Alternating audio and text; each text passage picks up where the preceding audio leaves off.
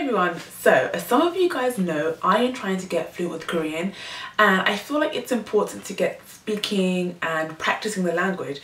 So a method that I use to do that is language exchange. Now I'm currently on language exchange partner number 2, so as I've been doing language exchange for quite a while now, I thought I would give some of you guys some tips in case some of you might be interested in doing the same. So language exchange is definitely a fantastic way to get you speaking and building confidence, because I know when you're learning a new language, it's quite embarrassing to speak to people on a day-to-day basis, especially living in Korea, and you're just too scared to say stuff. Like, I understand what people are saying to me, and sometimes I'm not really good with the speaking part, and I know what I want to say and I kind of know some words, but just building the confidence to just make mistakes can be quite difficult. So having a controlled environment where you can make those mistakes and no one's kind of judging you is fantastic. So as someone who has had quite a few language exchange partners, well, I've had 2, but I feel like I can give some of you some tips on what you should expect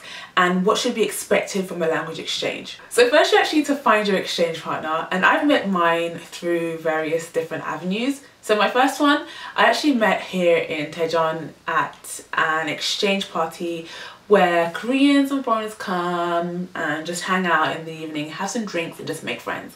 So the next day we ended up bumping into each other at an actual language exchange, which I only went to once, but I found him there, and well, I didn't find him, we all met, and long story short, we became language exchange partners through that exchange meeting. And so we started studying together. And then my second one, I actually met on an exchange site. So I set up an account and I put up details there, and then he ended up messaging me and then we met. So that's how I met my exchange partner. And I feel like in Korea it is a little bit easier to meet someone to exchange language with, because obviously there are a lot of people here, a lot of Koreans who really want to learn English, so you can make that exchange. I don't know how it's going to be when I go home back to England, because I think it's going to be obviously a little bit more difficult to maybe find someone to exchange with, but there are many avenues online. You can do Skype and stuff like that. I haven't tried Skype chat, but the ways I've mentioned is what I've tried. So you've now got a language exchange partner, so what do? I think it's very important to first set some ground rules, and you should set out what you want from your language exchange. So for instance, you should set out the time. How long are you guys going to meet for? What days are you going to meet for? How often are you going to meet? I think that's important to set out first and foremost. So for me, I meet my exchange partner every Wednesday. We meet at 7, and our exchanges typically last for about an hour.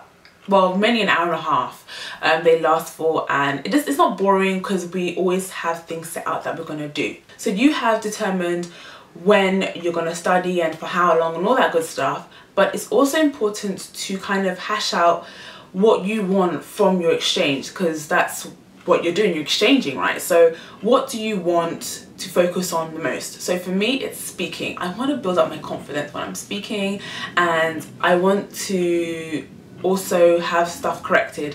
So I self-study, and I use a book that doesn't have answers. So for me, with my first exchange partner, what he would do is I would give him my book and he would just correct the answers or correct any mistakes that I've made, and then we'll talk about the points or the grammar points or anything that needed discussing. With my second exchange partner, he didn't want to do that, and I don't mind, but he recommended Talk to Me in Korean, which I already use.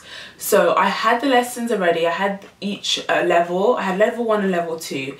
And I'm on level 2, and so we will just choose a lesson from that level, and then we'll study each time. Maybe we'll do like 2 to 3 lessons depending on how easy the grammar points were in that lesson. For my exchange partner, it's mainly just speaking, and a lot of Koreans, you'll find that for some of them it's more to do with speaking as well, so they want a lot of speaking practice. I think that's something that you actually should consider, and maybe it's not something that you would think about, is your level of friendship and what kind of friendship you want with your exchange partner.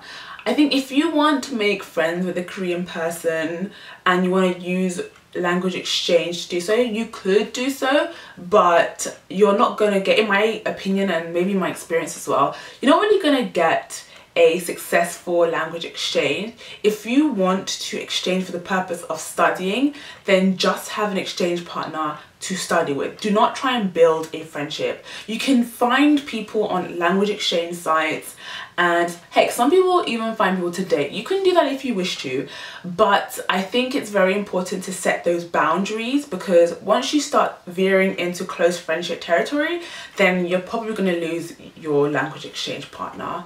You might be able to keep it up, but I think that if you are serious about studying, then set those boundaries. So I will speak from my experience. With my first language exchange partner, we became very good friends, and I would invite him to places and we would hang out a lot outside of our language exchange. But the problem with that is you're not really going to speak in Korean because it's kind of outside your exchange time. In actuality, your exchange partner is benefiting more from your friendship than you are, which is not how you should really see friendships. But if that's the original reason why you became friends with this person and you barely ever speak the language with them, then is it really a beneficial relationship? So with my second exchange partner, I didn't want to make that mistake. So we only meet on the designated days. I don't invite him to places. I don't really hang out with him like that. He's a cool guy, but he's there to study with.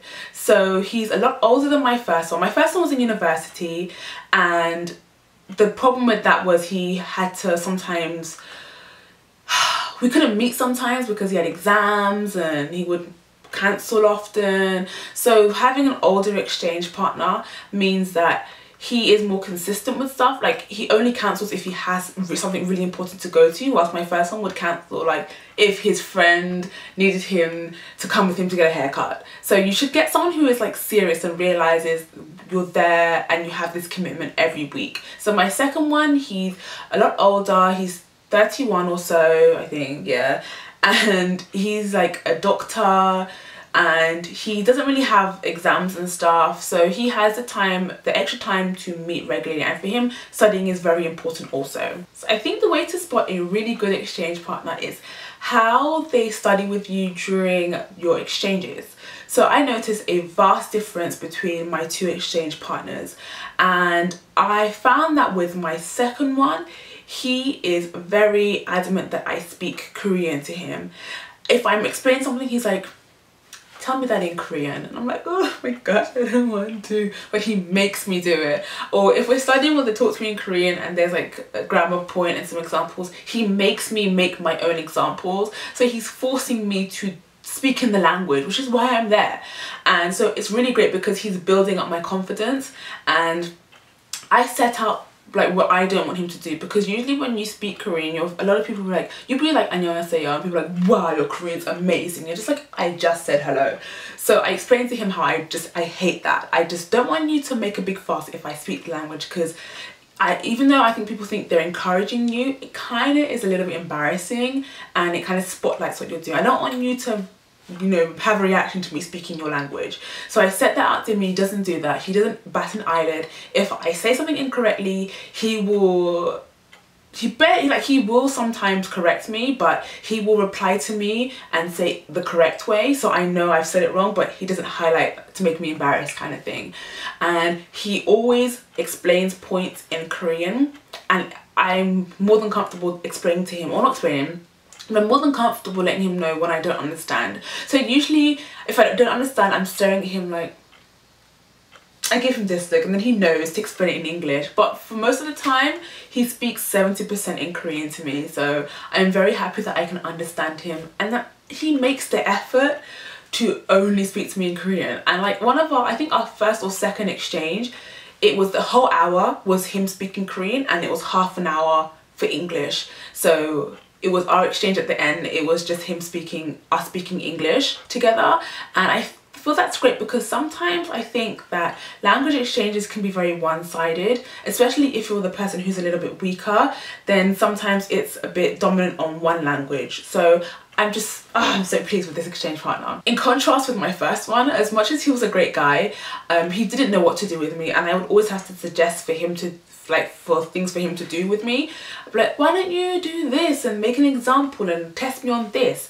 And we would literally spend like 15 minutes on Korean, and then the whole time was free talking in English.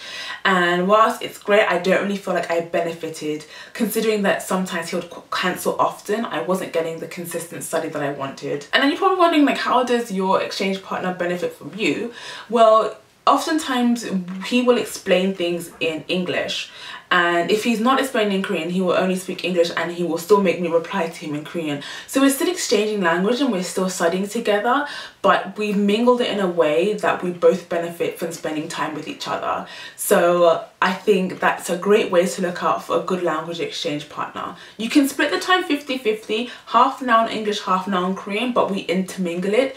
So it's not so rigid, but we're both still benefiting from the time spent together. So to summarize all of that up, first, find your exchange partner. Then when you have found your partner, you first and foremost need to set out the times. So how long are you going to meet for? What days are you going to meet? Then you need to also set out what you want from your exchange. Do you want to concentrate on reading, writing, listening, things like this? So set those things out. And for me, I think that you should also set out how you want to study with each other. Don't be afraid to make those demands, because for a lot of people here, I feel like sometimes with Korean, they will see you as a free tutoring class, and I feel like you should also benefit from speaking with them. So set out what you want from your exchange and how you guys want to study together. Don't be afraid to do that, because you're both getting something for free, so don't be afraid to say what you want. And lastly, you should consider about your friendship with your exchange partner and what level you wish to keep it on. For me, my advice to you is, if you're going to use language exchange to find friends, then do that. But then find another exchange partner purely for studying. If you want someone that you're going to study with and you want to progress with your language studies, then only have an exchange partner that you're going to meet in your exchanges. Don't hang out outside of your exchanges, because then that's when things start getting muddled up, and then you're gonna not really study and you're not really gonna benefit from the relationship. So those are some of the tips that I had on language exchange. Now, if any of you out there have an exchange partner and maybe you have a difference in opinion or you have tips of your own, then please feel free to leave that below. I hope you guys enjoyed watching that, and I will speak to you guys next time. Bye.